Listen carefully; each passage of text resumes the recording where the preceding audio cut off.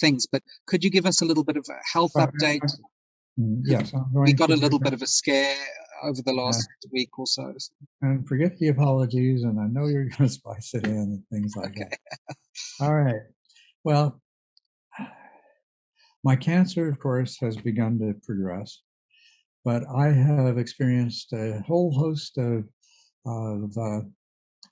health problems over the last few months that are not directly related to the cancer or its progression. And as a matter of fact, many of them, I have so many different tests that I've undergone and that I'm scheduled to undergo because, I counted it up. I've got 8 different specialists. Wow, that's quite a team. Yeah, and I've been having problems that are not easily interpreted and understood, but just to give some people an idea of that. I started losing weight precipitously, and I had a great deal of difficulty eating. Finally got my weight back up, and then the events of the last 2 weeks tore that apart. I had a period of time where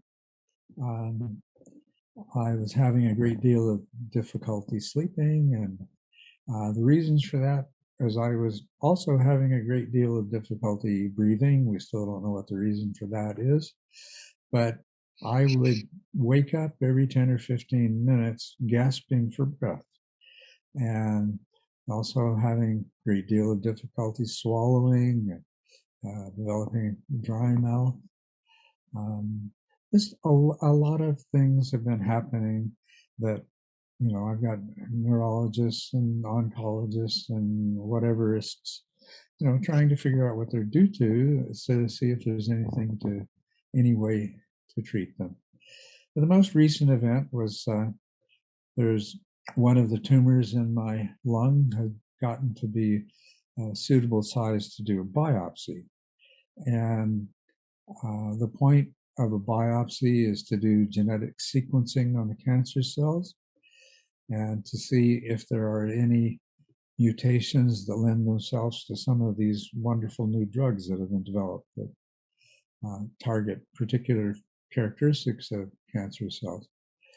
So I went in for that almost 2 weeks ago, it'll be 2 weeks ago, day after tomorrow. And unfortunately, as sometimes does happen with these things, my lung began to collapse, what's called a pneumothorax. And so although I had gone in for the biopsy at 8 in the morning, expecting to have my ride pick me up at noon, because that's what they told me to expect, instead I got admitted to the hospital. The procedure took place at the hospital, so I was admitted at the hospital. They immediately put a tube into my lung through my chest, and I ended up spending 8 days there. And I can assure anybody who doesn't know, being in a hospital is one of the most debilitating experiences that you can undergo. If you were to go into a hospital with nothing at all wrong with you, I guarantee you would be in bad shape by the time you leave. And it's just because of the ordinary routines. You are awakened every 2 hours, day or night, with somebody sticking a needle into you or taking your blood pressure or something else. Certainly in my case, between having a chest tube and suction and having the usual IV needles, I couldn't move more than a few feet. It's just all, and of course, I don't need to say anything about hospital food. Oh my gosh. So as we sit here, I have a tube in my chest. It's capped off. I came home a couple of days ago. I am very weak. You hear this weakness in my voice, and I'm beginning to return to normal. In a couple of days, they're going to take this tube out of my chest. Hopefully, once I no longer have a foreign body, foreign object penetrating my chest, I have a feeling my body will recover to its normal state of having trouble breathing and having trouble sleeping because of having trouble breathing. But anyway, yeah. So that can explain to you why you see and hear about today that's different. Okay, so let's move on from there. Well, I suppose, yeah, well, I just want to ask you, sort of apart from the pneumothorax, which it seems like you said you're recovering from that now, but what is overall the state of your health, because you're still dealing with a cancer and all of that? Is it relatively unchanged compared to before this happened, or is, just want to know how you're doing, I suppose, going forward. Yeah, well, nothing has really changed to do with cancer since before this little episode in the hospital. But, and as I said, I'm much more debilitated. I'm much weaker now. And I've lost about 8 or 10 pounds since the last time, which is a lot, you saw me. Yeah, so I'm noticeably weaker, and I still have the same breathing difficulties and things like that. Does that answer your question? Yeah. I think we're all, especially your students, people were really worried about you when we heard this, and well, I'm at no risk of dying anytime soon. Oh, well, that's good. I suppose I think you've answered my question. I didn't want to put it quite that directly to you, but I'm very glad you did. That's what you should have asked. Yeah. I've had a very interesting experience, not as a result of these things that happened the last 2 weeks, but of what was happening before. Maybe I'll share that. I don't know. Please do.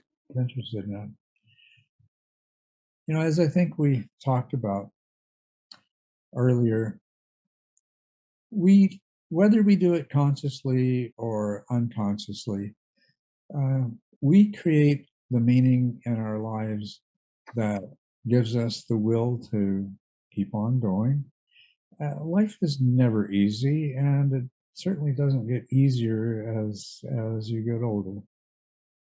But after about my second or third week of not really having had much sleep at all, I was in a severe state of sleep deprivation. That was actually true when we did our last recording.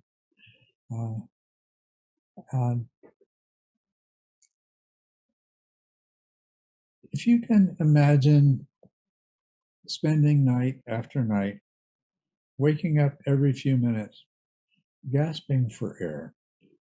And this may be one of those things that people that might not understand, that awakening doesn't change, but anybody who's ever been unable to breathe will know that there is a sort of panicky feeling that comes from so deep in this embodied mind that, it doesn't matter how awakened you are, you're going to feel that. And night after night, waking up with that feeling every 5 or 10 or 15 minutes, so I never entered a state of deep sleep. It wasn't possible. At 3 in the morning, and if this was the first or 15th time or the 20th time that it happened, that would be one thing. It's just drowned in equanimity. But I don't know how many hundreds of thousands of times this had happened, night after night. And that visceral, panicky feeling is there. And the level of discomfort, and I'm not going to use the word suffering because there's no second arrow in this or anything else. but that level of discomfort wears you down. And like I say, it doesn't have anything to do with awakened or not. It's going to wear you down. And it brought me to the point of just really the question appeared very starkly and clearly in my mind. At what point is it not worth continuing? And I don't know if you can imagine 3 a.m. this happening for the 15th night in a row, and you haven't really been able to sleep. I mean, you can enter into some interesting, deeply restful states in meditation. And of course, I had done that. But there are physiological needs of the body and nervous system, and, that I really felt that depletion.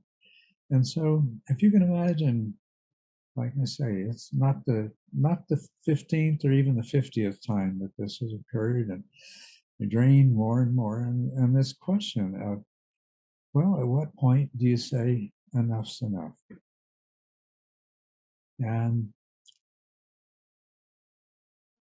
it was a really interesting experience for me.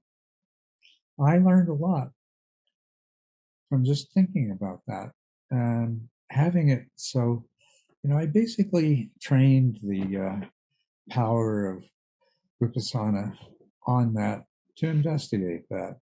And it was such an illuminating thing for me, really. Because I could see this is really the ultimate reason that anybody lives or dies. It's basically when that élan vital, when that will to live, is outweighed, is outweighed by just that grinding, draining. Your resources become drained more and more deeply. So anyway, it was very illuminating and a very interesting investigation. And I realized one of the things I realized from that is, what had been giving my life so much meaning and purpose was there's all these things that I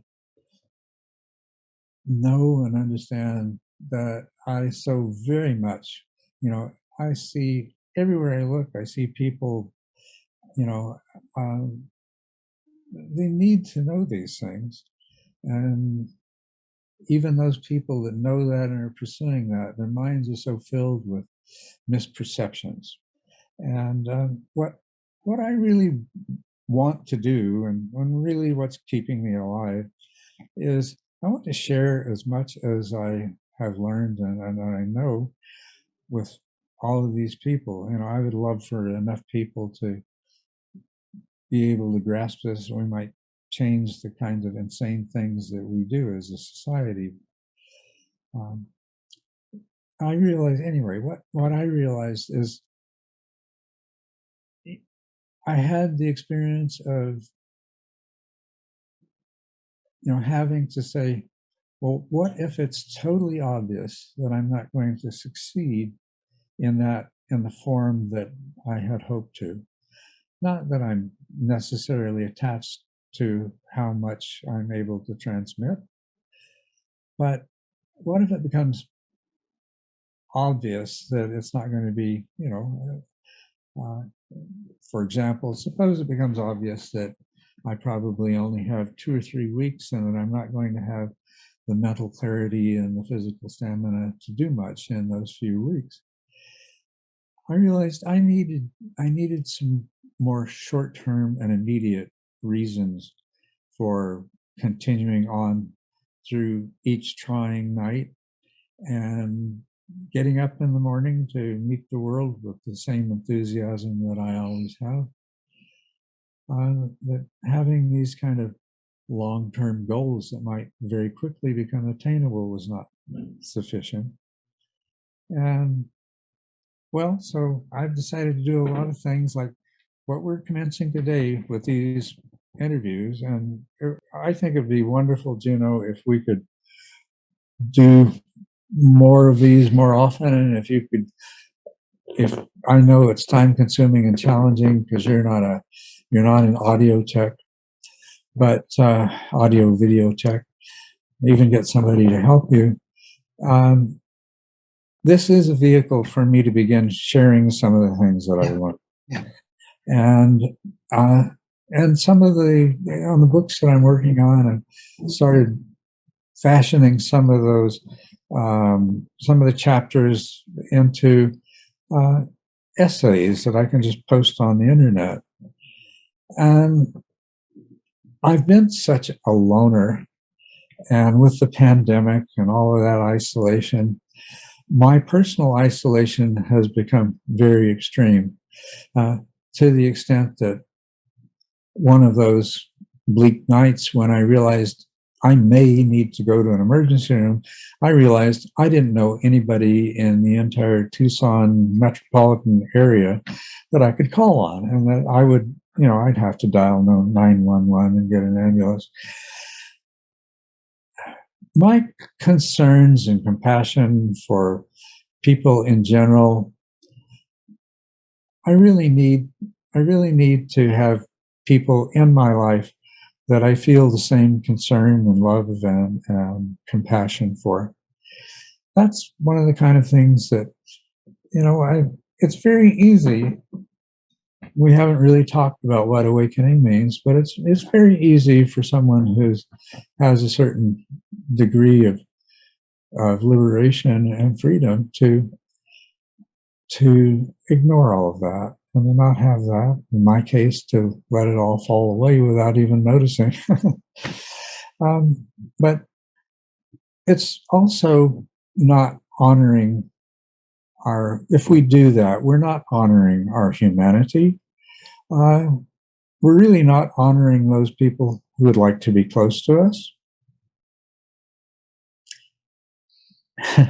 In a way, I would say, as a result of those 3 a.m. contemplations, it's funny that people make this big deal about the dark night. Yeah, that was my dark night, I guess. But in those 3 a.m. contemplations, I would have to say that they led me to a kind of realization or insight that I didn't have before. And so, as grueling as this has been, once again, like I told you, everything creates opportunities, right? So I'm a little bit more liberated than I was before, maybe a little more human than I was before, and I'm maybe going to be able to do a little bit more for the rest of the inhabitants of this world than I would otherwise have. So the concept of the total interconnectedness of everything, all of this stuff points to exactly the same thing, a completely different kind of structure of the mind than the naive, theater of the mind. There's this little homunculus inside watching what's going on, deciding which levers to pull and make things happen. It all falls apart in experience, and everything about the Dharma is pointing to that being exactly the kind of notion that needs to be let go of. Right. So what was really seminal in trying to put this into some sort of coherent structure was Minsky's work. It's like, he had a just whole hierarchical arrangement. That gave me a key. Then I said, he's absolutely right. This is absolutely what happens with me, with my mind, with learning, right, with being able to do different tasks and things like that. So with that as sort of the seminal key, everything else just started falling into place, and I developed my own model. Right. Now, I'm the kind of person that I come across something that seems to provide information about something I'm working on, like the mind system model, then I gobble it up. That doesn't mean I necessarily remember it afterwards. Yeah. And nothing like, I never have encountered anything like the mind system model. The only single person's presentation that comes closest to being anything like what I've described is Marvin Minsky's. Okay. And then I think the other thing is, so there's the Society of Mind, and then that seems to be pointing straight to systems theory as well, right? So those two things seem to be the main underlying structures around your mind system model. That's right. And I got totally immersed in systems theory back when it was really not very well developed yet. It was developing. It was back in the 80s. And a lot of the basis of systems theory was the work of a chemist named Ilya Prigogine. Sorry, could you spell that for me? The sound isn't great. Ilya, Ilya, and Prigogine, Prigogyne, I believe. It's not too good at Hungarian spellings, but Ilya Prigogine. Yeah. You'll probably even misspell it, it'll show up easily. Yeah, Google will probably find it, yeah. But then the idea of self-organizing systems, autopoiesis, and eventually the idea that there really are nothing but open systems. The only closed system, the only possible closed system would be the totality of everything. And these were profound seminal ideas. Everything's an open system. Oh, okay. And not only that it's open, but that it's self-organizing, which is the other amazing. I mean, that's miraculous in a way. Yeah, there's not just this chaotic thing. It's open, self-organizing. Well, and then there was this convergence of chaos theory with this, that what we see as chaos isn't really chaos. It's just a level of order that is higher than our ability to understand. So we call it chaos, or we call it random. I don't know how this came about, ends up being chaos and random. Yeah. Whereas chaos theory says, no, that's just the level of order that goes. And the other thing is you go back to physics with chaos theory, and it turns the whole thermodynamic principle of entropy on its head. The universe is tending to a state of ultimately stable order. It's that a certain disorder is required for continuous change and development. Well, this puts the whole thing, we're not, the universe is heading towards a degree of order so stable and so imperturbable that it looks like chaos.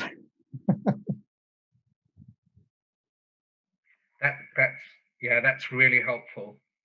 And it's so just on a personal level, I'll leave this question there because I think you've given me a lot to go and look into. But I do want to ask, are you saying that with meditation, with advanced meditation skills, one can directly experience these interconnected systemic properties of reality? Yes, exactly. That's so exciting to hear that, because I am floating around stage 6, 7, and at this point, sometimes I'm going like, well, it's nice. I've come quite a long way, and I can do things. My mind does things now that it never used to do, and there's a certain level of stability and stillness to the mind. But nothing like I'm like, I feel like I'm hitting up against a ceiling, and I keep hitting the ceiling and then dropping back down again, and then hitting the ceiling, and I'm kind of waiting for some kind of breakthrough to happen. And at this point, it feels very, I think in the book you describe it as dry, but it just sort of, I would just say it's sort of non-eventful. It's very quiet. It's very pleasant. It's very nice, but I'm not learning anything amazing at this stage. Well, I can tell you why that is and what needs to happen. Yeah. You see, people expect that they're going to somehow acquire something that they never had before. Mm-hmm. Well, in a sense, they are, but it's not like there's this thing that I don't have that I'm going to get, or this thing that I lack that I need to acquire. What it is, in order to just be able to be in the interconnectedness of everything, involves removing blinders. It doesn't involve adding anything. It requires taking something away. Mm-hmm. Let those blinders that keep, it's like looking at the world through a rolled up tube. Yeah. And trying to figure out why can't I just see it all at once? All I can see is this little tiny bit. Why is it? Oh my God. Open both eyes and take the rolled up piece of paper away, and there it is. But again, that analogy, I think how I would only just describe it differently from my perspective is that what you're saying is take the rolled up piece of paper away, and it's not really that. It's just open your hand and drop the paper, right? Yeah, right. Like just let the paper drop. That's right. And that's really like, you can't make that happen. It's not about doing anything. And I think that's why sort of my sort of stage 6, 7, it feels very sort of, so I just keep not doing anything and just doing this until, that happens.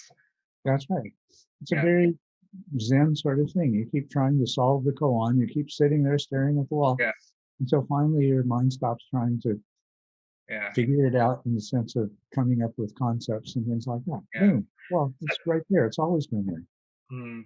And this is how everyone always describes it to me. Would you say that what I'm describing, my experiences are fairly typical of sort of stage 6, 7? Okay, that's good. I just want to know I'm on track. That's all.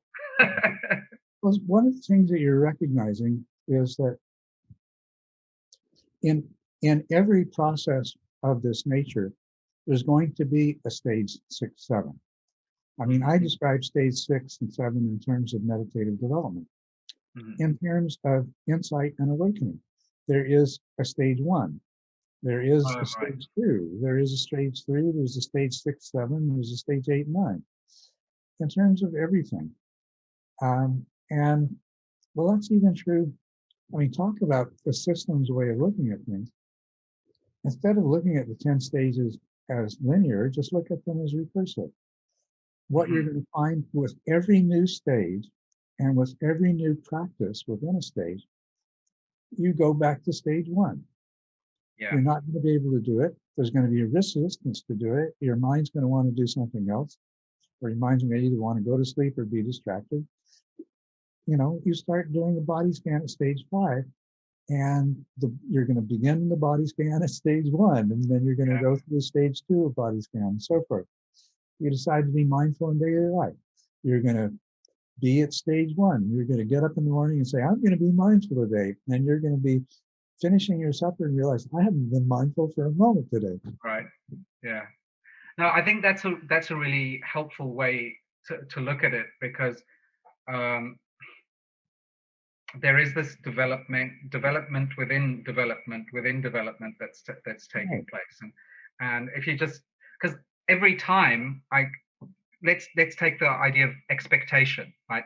Every stage that I've been in, I've had to go through dropping expectations, and every time that happens, I go, why did I have to learn that again? I thought I already learned it. Exactly. So this is another thing that was seminal for me, was being introduced to fractal mathematics, or basically the fractal nature of everything. It's fractal, exactly. There is nothing in this universe that is not fractal. Well, then why should the mind's experience not be just as fractal? Why wouldn't that be a key to understanding the mind, to see it as fractal? That's another thing about the mind system. Every submind is fractal to the sub-subminds that make it up, and the mind system as a whole. Yeah, it's those fractal animations where you see them zooming in, or zooming out, and it's just the same thing. Yeah, okay, I get it. It was exactly those fractal images, and it was interesting how it came about. I went so far as to be able to make my own fractal equations. I mean, there was software available back then that I could get the software and I could change the parameters within the equation, and I end up with my own fractal thing to zoom in, zoom out, zoom in. And then just one day the realization is, oh, everything really is fractal. Everything is like that. Yeah. Amazing. Thank you, Culadasa. That's really helpful to me in my practice to keep reminding myself of these various things. And if you're okay with it, I might post this little snippet of our conversation at some stage as well for what it might be helpful. Basically, at a point in my life where I had found various avenues to use my professional training to continue teaching, to be of service, in ways that I thought were very, very valuable, like physical medicine and every aspect of complementary and alternative healthcare. I saw a lot of value in, and wanted to be a part of helping that happen. So that was how I didn't make a lot of money, but that's how I had food and a roof over my head and gas for my cars. And you were passionate about it. It was something you were enjoying doing.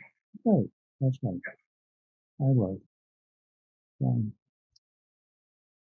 Allowed me plenty of time for practice, plenty of time for reading and research, and to all the different things I was interested in. I mentioned some of those things, systems theory, chaos theory, all of these different things. So it was a very important period in my life. I didn't need much. I was living simply, and I had lots of time to pursue my spiritual practice and all of these things that were complementary to my spiritual practice, while at the same time, what I did in the world, I could feel was of service. And valuable, and be enthusiastic about it. Have all kinds of reasons to wake up every morning ready to pick up where I left off the day before. It was a wonderful place to be. Beautiful. And the ikigai, as the Japanese say, the reason for being, the raison d'être. And so you were doing that in your professional life. What was going on in your spiritual practice at that point? Yes, that's a good thing to talk about.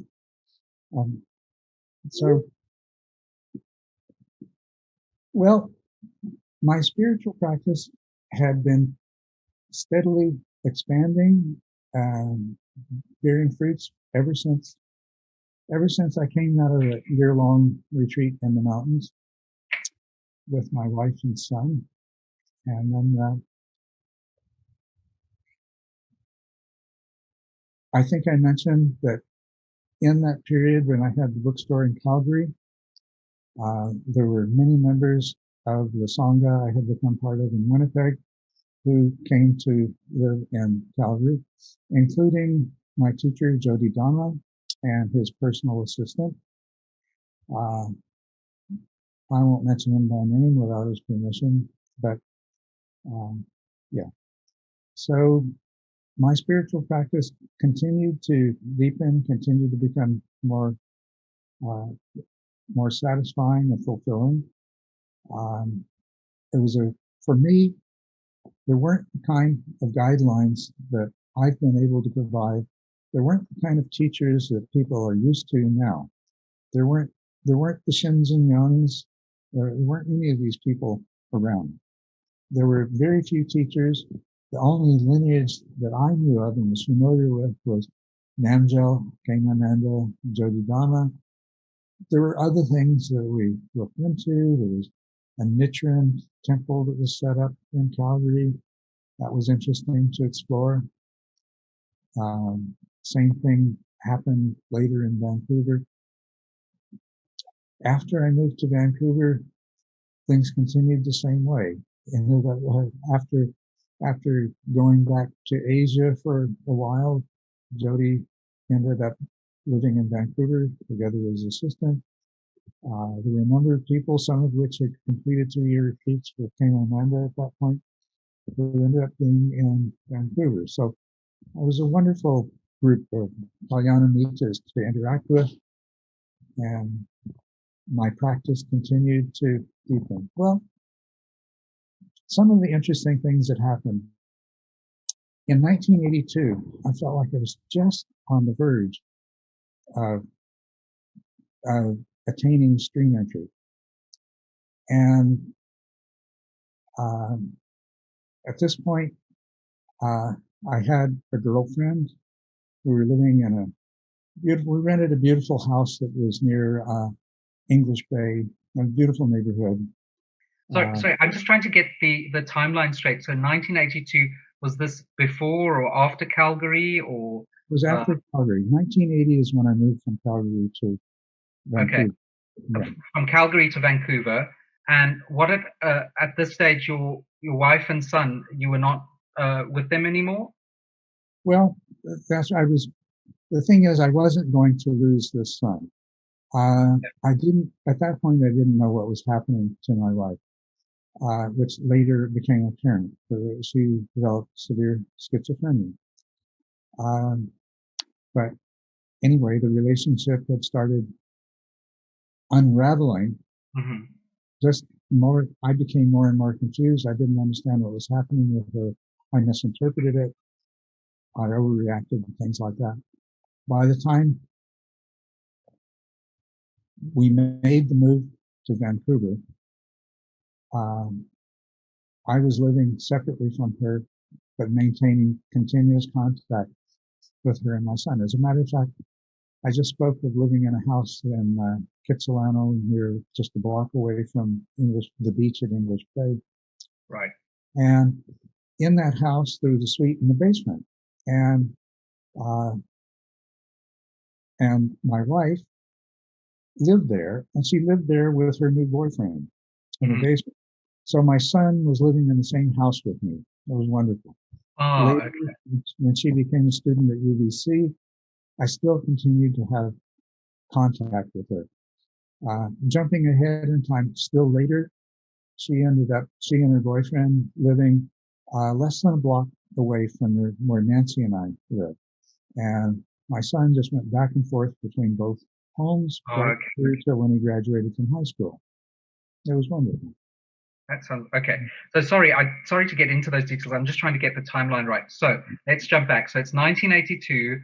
We're talking about your spiritual practice, and something interesting happened in 1982, and you were saying you had a girlfriend at that stage. Yes, I had a girlfriend I was living with.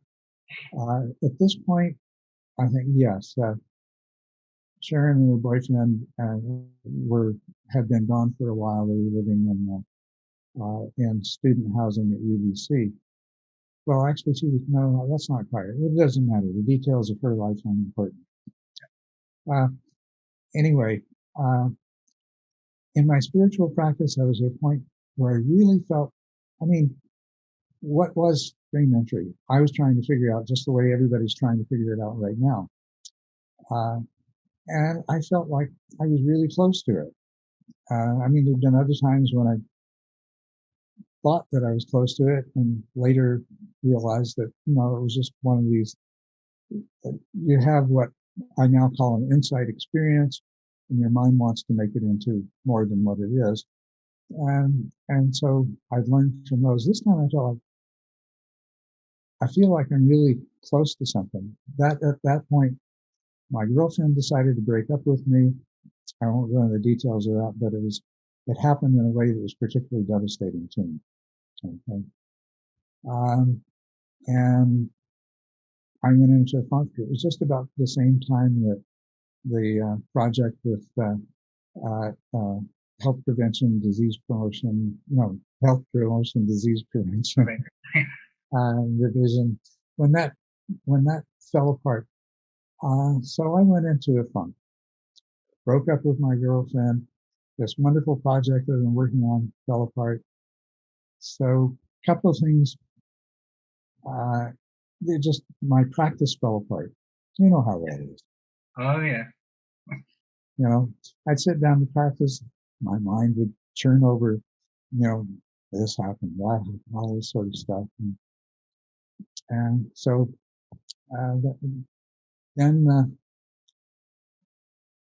Well, then I got the offer to help set up this college, and a lot of other things flowed out of that. My life became stable again. This is the point where Nancy entered into my life.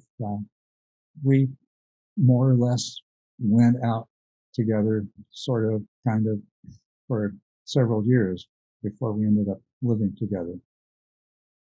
And so my life got stable again. My practice got stable again. Just about the time that Nancy and I moved in together, the house that we lived in for another 11 years. No, another 10 years. We lived in another house the 11th year before we went to Arizona. And just about the time we were living together, interestingly enough, Jodi Dhamma's assistant decided to leave to go to Asia. He had become a photographer, an extremely good photographer. He went to Asia on a prolonged photography trip. And Jodi Dhamma ended up living with us. So here I was, just living with Nancy for the first time. Here she's got me and Jodi talking Buddhism all the time. I mean, it was my practice and my interest in Buddhism and all the different things that I was, doing. As if that wasn't enough, then she had to put up with having this monk. he was still in robes then. First he was sleeping on a mat behind our couch, and then later we made a space for him. He had his own bedroom upstairs, and a beautiful 2-story house with a basement that we were in. Anyway, so that accelerated my studies, practices, and everything once again. That was about 1985.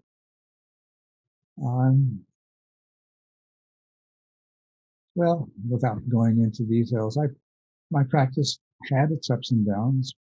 I gradually began to appreciate what the insight process was and how it worked, and was able to cultivate insight to the point that in 1989 I had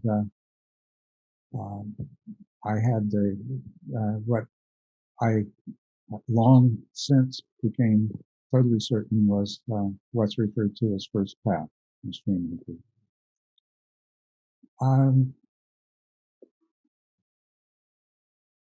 At that time, what my life looked like, I had an infant son, a wife. I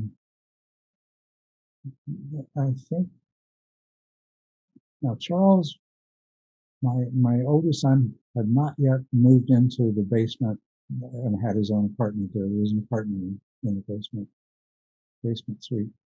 That hadn't happened yet. But I would get up early in the morning. I would meditate. No more than 4 days a week would I go to work. This happened to be one of those days that I had to go to work.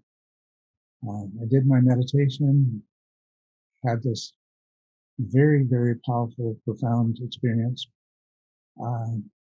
Went in, taught neuroscience. I don't know what else I was teaching at that time. I was probably teaching another couple of courses. And I was probably, it was funny, I was more present, or at least as present as ever. I felt more present than ever. But at the same time, I felt like I was in a different place. So it was really good. I could teach, I could do everything I had to do. I still had this incredible afterglow from what had happened in the morning's meditation experience.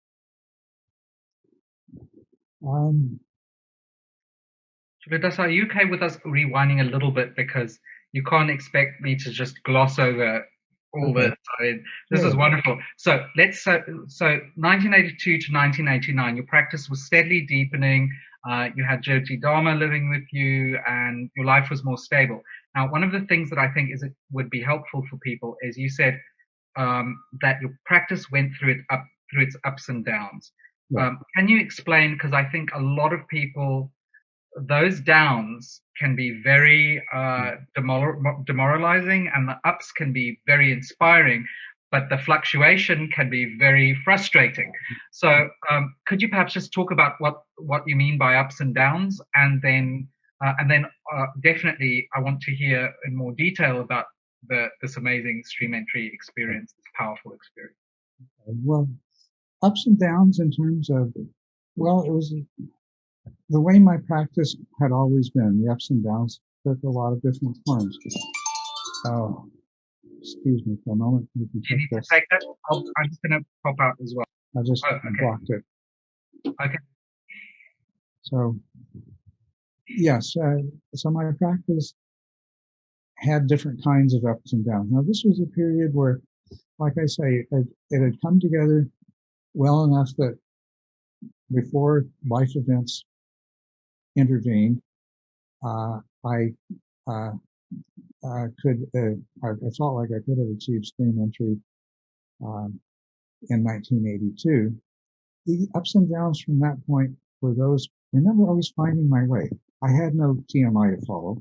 Yeah. What meditation books or manuals there were pretty obscure. Mostly the way that I had been progressing for years, and in that period as well, was, I had access to a lot of literature, most of it traditional literature. There wasn't a lot of modern literature available at that point. And not that I think it would have helped me particularly if it had been. I'd already moved on beyond the point at that time of a lot of the books that came out in the subsequent decades after that. But there's just so many now. And of course, I bought every book on meditation that came out as it came out to add to the library that I had developed while I had a bookstore. But I was finding my way in the sense that my practice would lead me to things. I'd go to this literature, and I had a lot of books by that time, a lot of old books, a lot of commentarial books, sutras, the Sudi Magga, the Mutti Magga, that sorts of things. A lot of things from Tibetan traditions, a lot of Mahayana texts on meditation. So my practice would bring me to a point where I didn't know where to go next. I would go back to the literature. I would try to find something that I could relate to, as in, yes, that's where I am.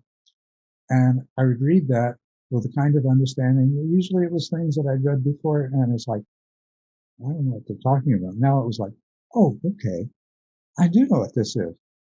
What is he going to say next? Turn the page, and sooner or later that process would lead me to, all right, I know what I'm going to try on the cushion next.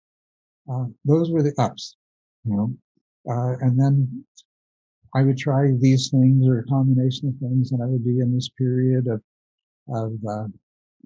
putting things together, and then I'd end up like, okay, I'm in a dead end again. It would be discouraging, as you say. But I was learning all of these kinds of things that I talked about in TMI as I went along. Because you didn't have that map, so if you'd have had that, it would have probably been quite a different experience. It would have made a huge difference. It was only after I'd already moved to Arizona, after I'd already stream entry. In fact, shortly before I began letting people come and meditate with me, had I discovered the stages that I based this on, and when I read it, well, actually, before I read it, I heard a teacher making a presentation on it, and I had the realization of two things. This guy doesn't know what he's talking about, but what he's talking about, the text he's talking about, is brilliant. This is what I had to. This is what I needed. Understand step by step over so many years. So it was like, oh my God, what I'd been looking for all this time. But Wonderful. The truth is, I probably wouldn't have recognized it when I saw it. Right. But funny how I'd been through there. I looked at it and it was like, oh, Yeah. Well, I mean, there are all these wonderful books on it now. Like I've got this one here, which is a 3-volume course, Tsongkhapa's Lamrim Chenmo, Yeah. and there are various versions of this. Steps on the Path to Enlightenment is another commentarial thing. Wonderful 5-volume series and all of that. But those things just did not exist at that time. Yeah. What's Well, interesting? they weren't available at that time. They existed somewhere else. I mean, yeah, they weren't translated and readily available. You couldn't open up Amazon and get them. One thing that I'm curious about though is you say you were trying to figure all this stuff out on your own and you didn't always know which way to go. Weren't you not in contact with Jyotidharma during that time? Was he not able to guide you through some of this stuff?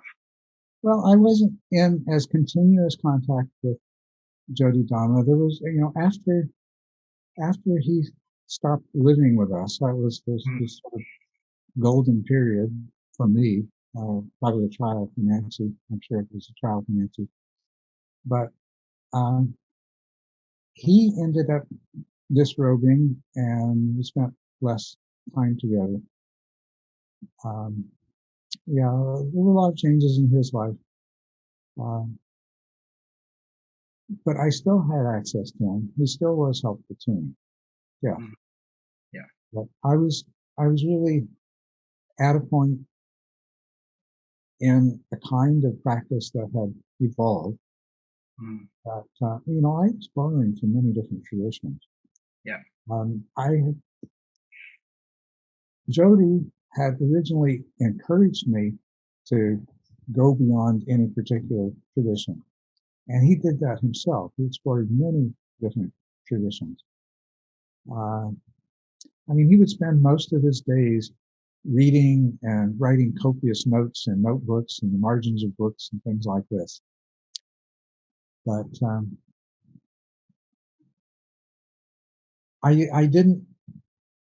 Some of the things that I was doing, some of the directions that I was taking were things that he didn't have much more to offer to me than what I already had. What he would supply me with mostly, in his own peculiar way, was directions as to, sort of thing like, oh, I think this is the way to know. It's not. This is where you're trying to get. And that, are you sure? Yeah. Okay. Right. So he knew where I needed to get to, but he hadn't traversed the particular path to that place that I had. So there were limits to what he could offer.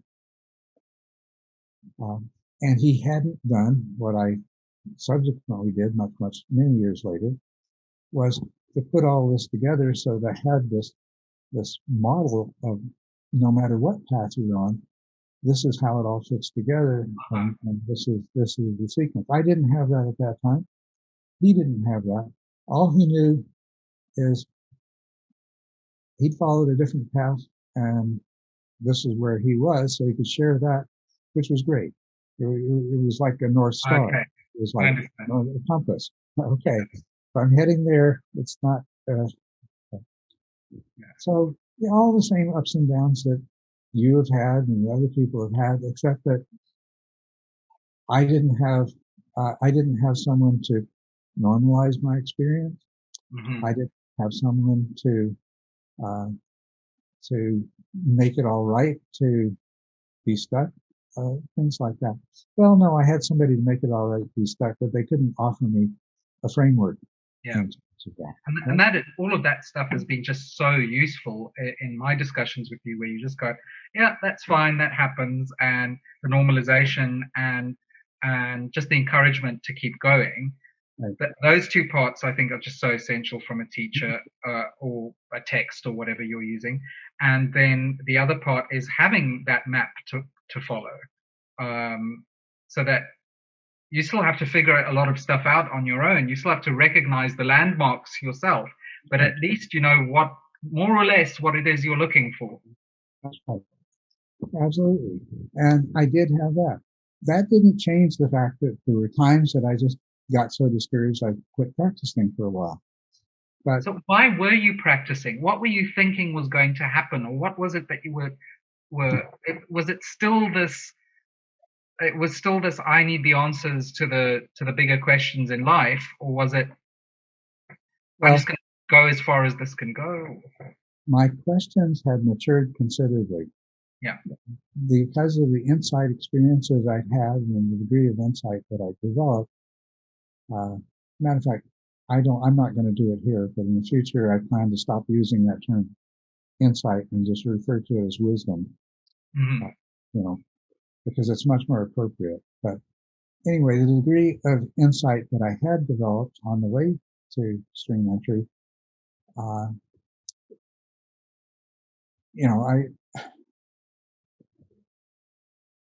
knew I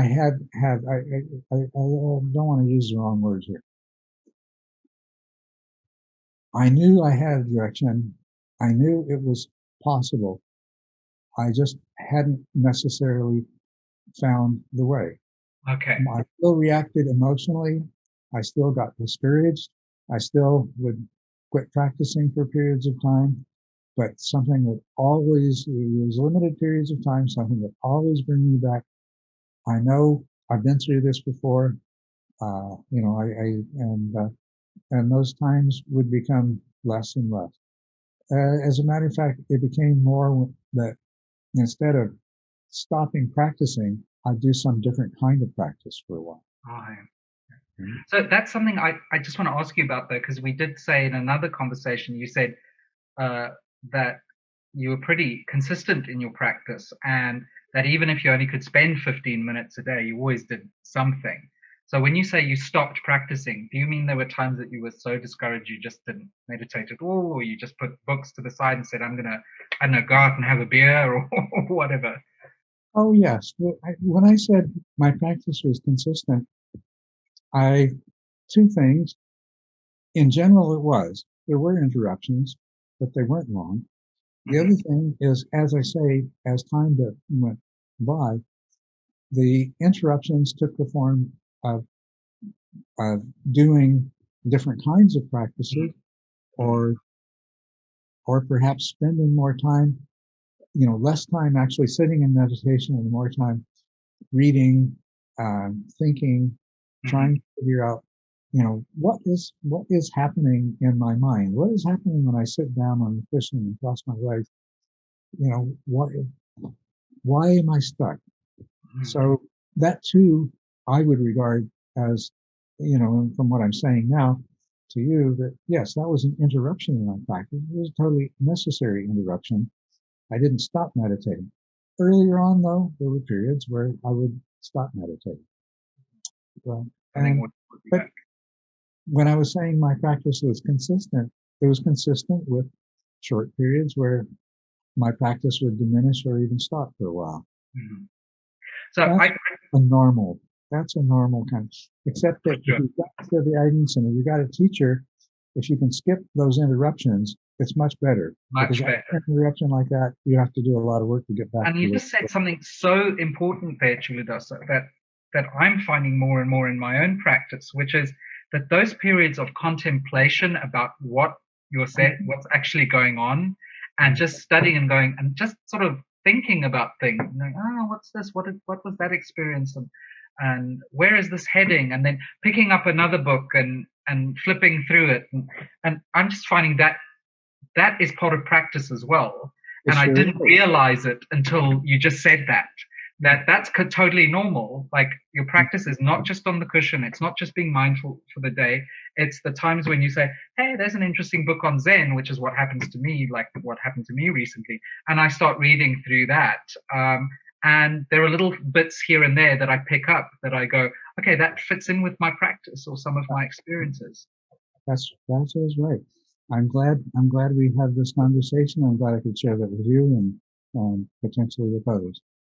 That is very important. The one thing that was never interrupted from the time it was 15, was my determination to find the answers. The questions I was asking became much more sophisticated as time went by. But there was never a day when I gave up on my quest, even if I didn't sit. Yeah. So there is this constant mental, I want to say discourse, sort of, it's never far from your mind. It's always something that, whatever experience, and I find this myself, whether I go shopping or I have have an angry conversation with somebody, that I go, hold on, what does that actually, how does this fit into my experiences with what I'm trying to learn and achieve, right? Exactly. And that was a really important thing about the Upasaka idea that that came implanted in my mind, and that I took those vows, is that my entire life was my practice. So I, in a very real sense, I never stopped practicing, because even if I interrupted sitting, I had long since made every part of my life practice. The sitting was just the concentrated laboratory where I would do the work to enable me to practice the rest of the days, the rest of the hours of the days.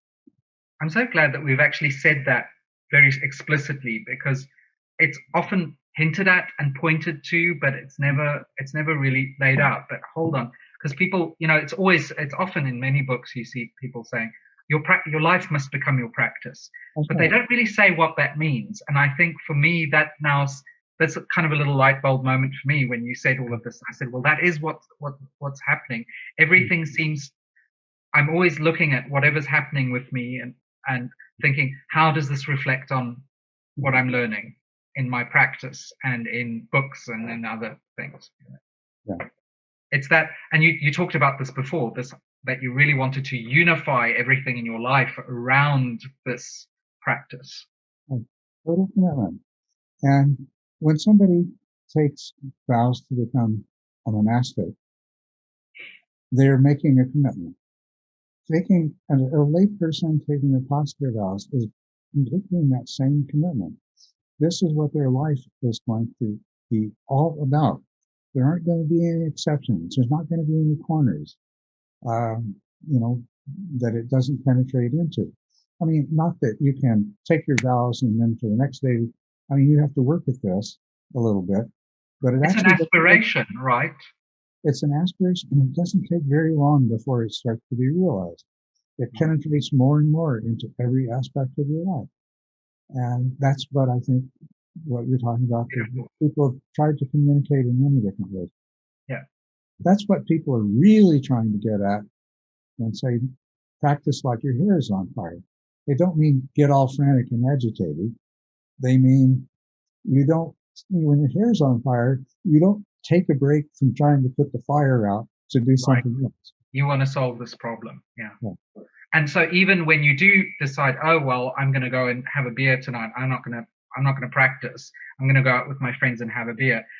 Even as you're, let's say, having the beer, you're watching how the beer is affecting your mindfulness, and it's always, my experience is just that it's kind of always on my mind, even when it's not on my mind. And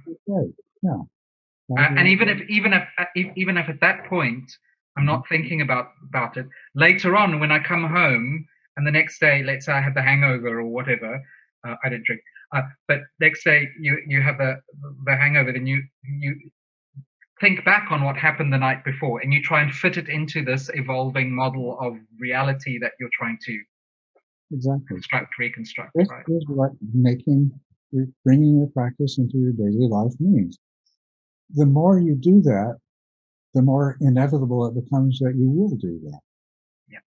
And so in terms of your model, basically what you're saying is all these things start penetrating all the different sub-minds, the different parts of the mind.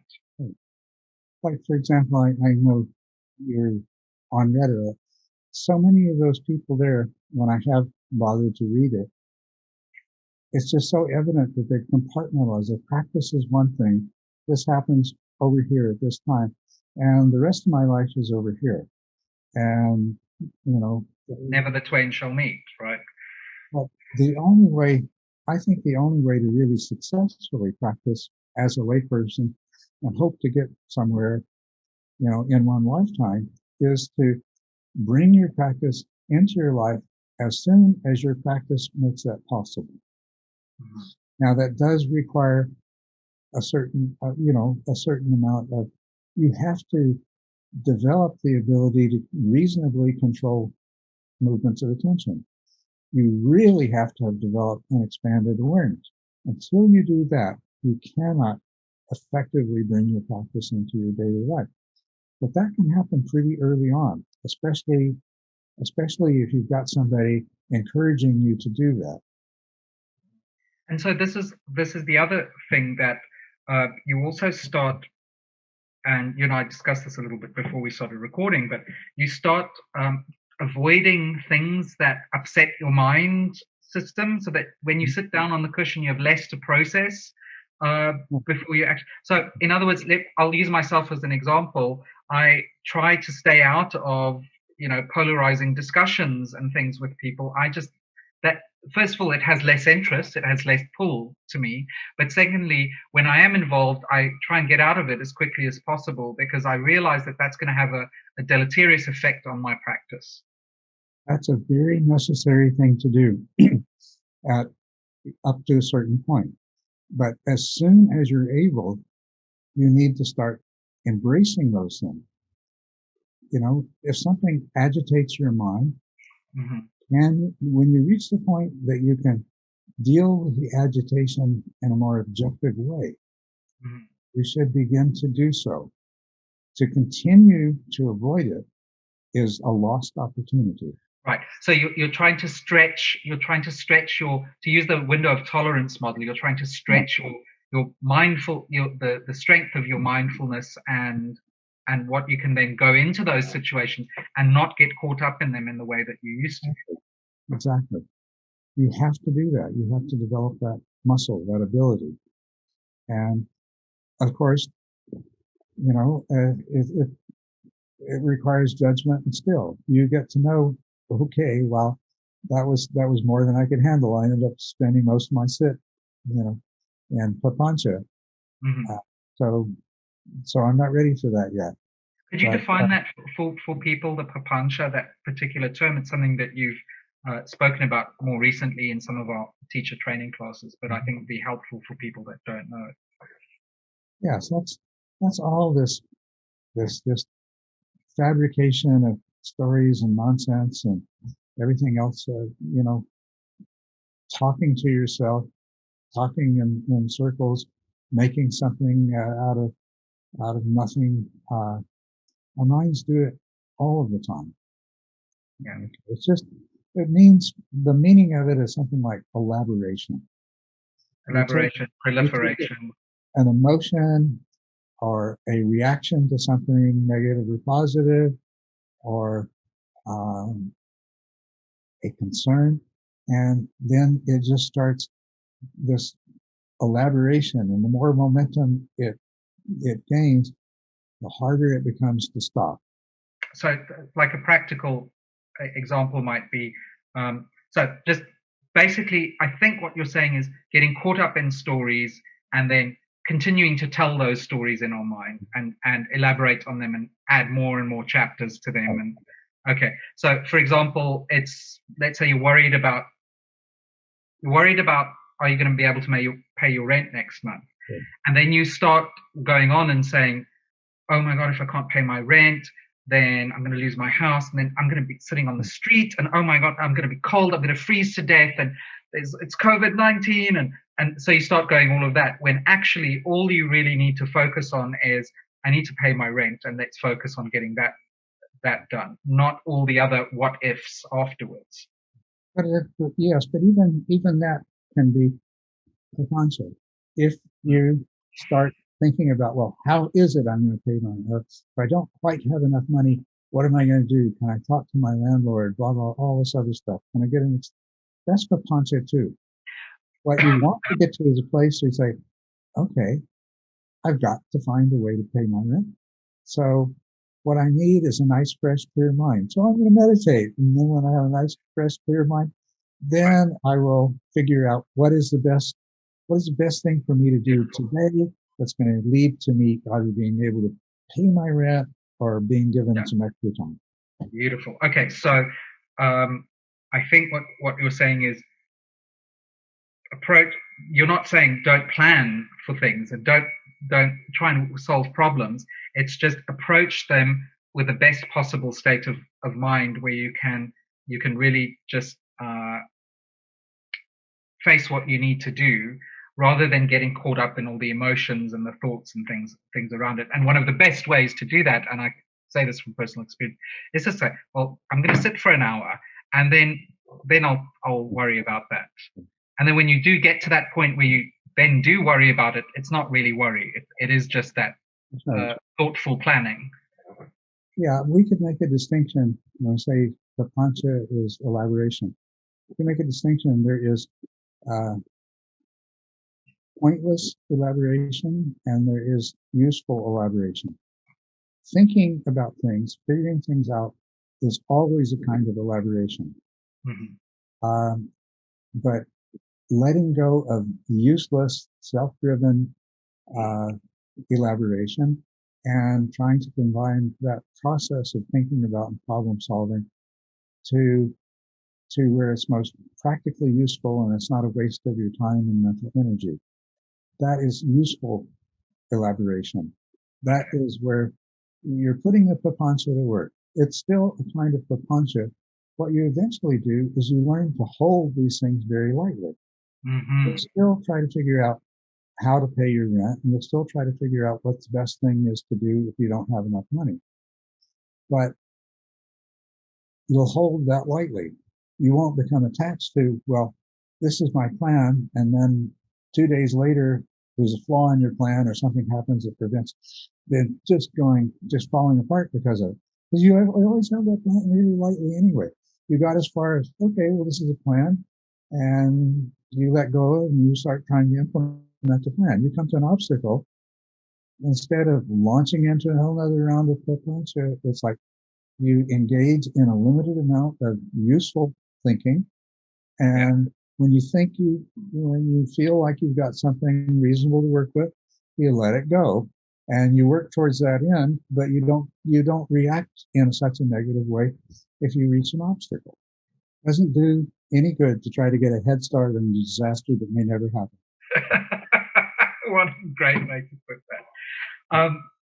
Was there anything else you wanted to say about that? Because we're just about out of time, and it's probably a really good place to stop. Good place to end it. So how about next time we pick things up in 1989 on the day when you had this really transformative experience in your practice, and give you a chance to describe some of that and what life was like because of it and what was going on in your life moving forward. Oh, sounds like a great plan.